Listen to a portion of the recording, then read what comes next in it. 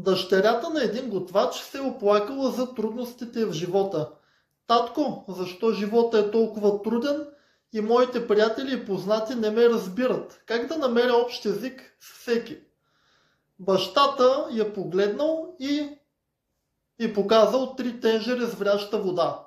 Към едната сложил морков вътре във врящата вода, в втората тенжера с вряща вода поставил яйце, а към третата тенжера с вряща вода просто сипал доза кафе. И какво се е случило?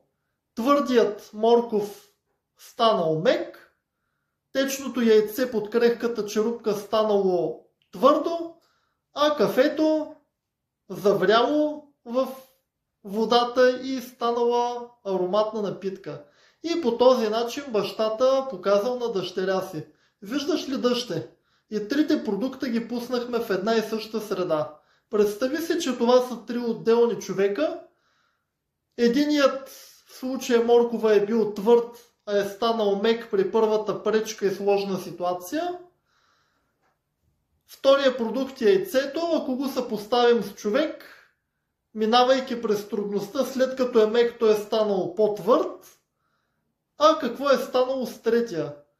Той просто си е бил този, който е, и съпоставяйки го в тази среда във врящата вода, придава същия аромат, който има, само че в средата, в която е.